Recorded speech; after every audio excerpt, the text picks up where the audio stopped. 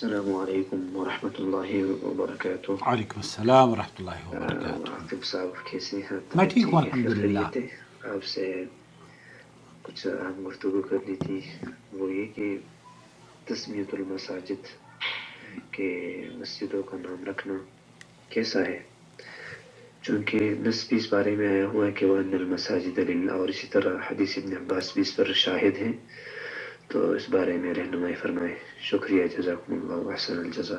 آمین، جزاک اللہ خیر۔ بہت اہم سوال ہے، اور یہ شک اور شبہ یا شبہ پیدا ہوتا ہے، کیونکہ قرآن کریم میں اللہ تعالیٰ فرماتا ہے وَأَنَّ مَسَاجِدَ لِلَّهِ، اور بے شک مساجد اللہ ہی کی ہیں۔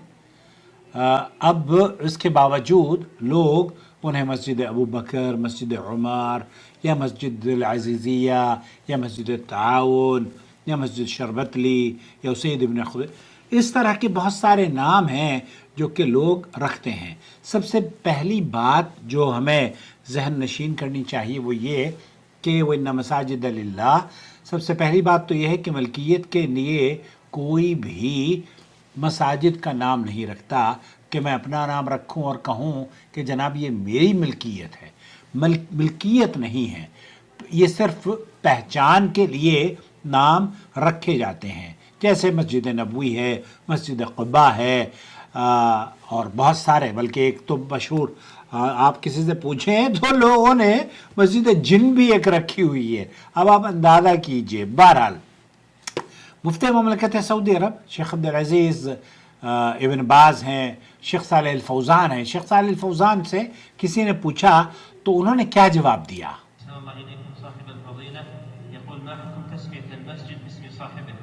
ایک ایسے مسجد کا نام اس کے بنانے والے کی نسبت کی طرف رکھ دینا، کیا حکم ہے اس کا؟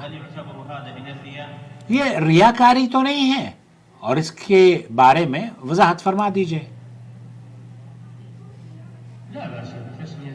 لا بأس بتسمیت المساجد، بسم الذی بنا، جو جس شخص نے مسجد کو بنایا اس کے نام پر مسجد کا نام رکھا جا سکتا ہے۔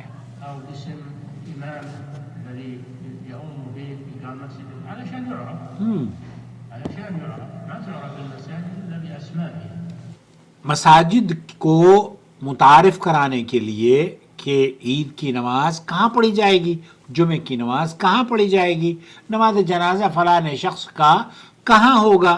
جب مساجد میں عبادت کے لیے آپ اگر کسی خاص عبادت کو، یا یہ کہیے کہ میں جناب صلاۃ الکسوف ہے، سورج اور چاند گرہن کی نماز ہے، یہ کس مسجد میں پڑھی جائے گی؟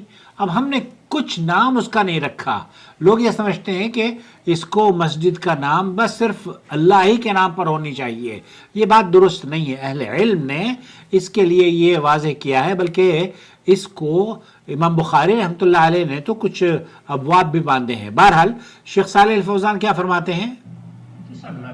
ان تسمى بھی، آپ اگر کسی شخصیت کے بارے میں، یا کسی محلے کے بارے میں، یا کسی محلے کے بارے میں، یا کسی امام کے بارے میں جو نماز پڑھاتا ہو، یا کسی بڑی شخصیت کے بارے میں جس نے اسے بنایا ہو، ایسی صورت میں اس کے نام کے ساتھ اس مسجد کو متعارف کرایا جا سکتا ہے۔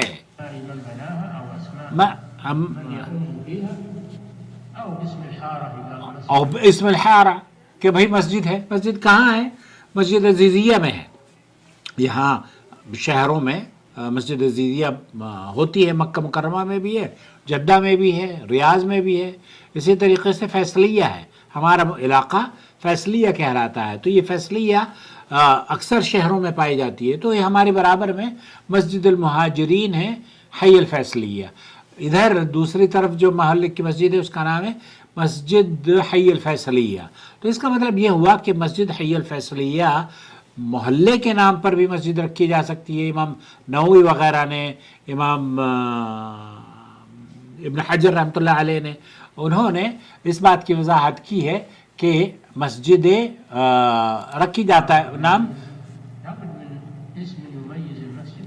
یہ آپ تاکہ آپ شناخت کر سکیں، آپ کی مسجد کا ایک تعارف قائم ہو سکے۔ اب نماز جنازہ پڑھنی ہے، کہاں پڑھنی ہے؟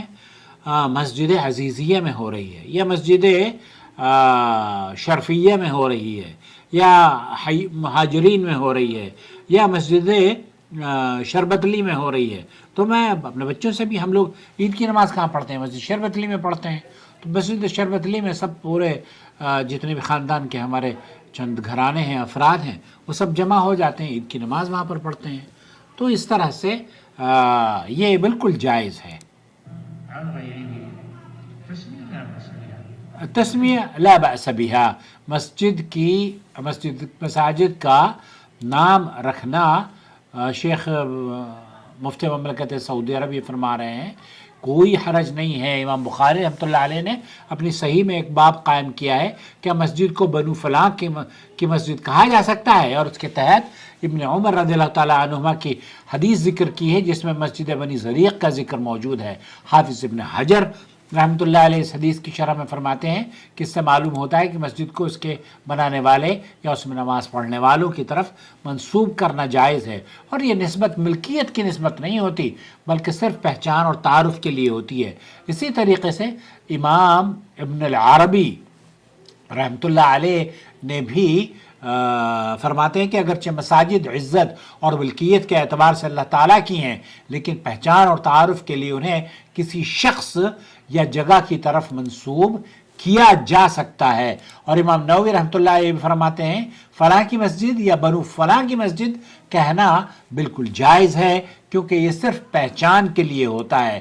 لہذا خلاصہ یہ ہوا کہ کسی مسجد کو کسی شخصیت کی طرف یا بانی کی طرف، قبیلے کی طرف یا علاقے کی طرف، ہارے کی طرف منسوب کرنے میں کوئی حرج نہیں ہے، بشرطے کہ اس کا مقصد صرف تعارف اور پہچان ہو، نہ کہ ملکیت ظاہر کرنا ہو. البتہ ایک اور اہم بات جس کا خیال رکھنا بے حد ضروری ہے کہ مسجد کا نام ایسے شخص کے نام پر رکھا جائے جو بدعات اور خرافات میں مشہور نہ ہو، بلکہ موحد ہو، اہل توحید ہو، کیونکہ اس میں اس کی تعظیم کا پہلو آتا ہے اور عوام الناس کے لیے اس کے طریقے کی طرف رغبت پیدا ہونے کا اندیشہ ہوتا ہے.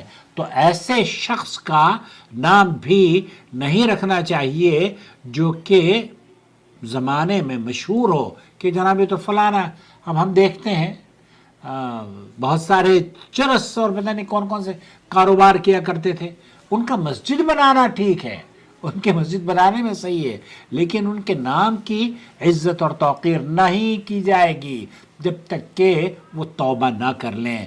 اسی طرح سے کسی نام سے مسلمانوں کے درمیان اگر اختلاف پیدا ہوتا ہو، تعصب یا نفرت پیدا ہونے کا خدشہ ہو، تو ایسے نام سے بھی اجتناب کرنا چاہیے، کیونکہ شریعت کا تو مقصد یہی ہے اتحاد پیدا ہو، محبت پیدا ہو، نہ کہ تفرقہ ہو. ہمارے ہاں تو بہت سارے مساجد ایسی ہیں کہ اگر کوئی ان میں چلا جائے اور پتہ چل جائے تو لوگ اسے دھلوا دیتے ہیں.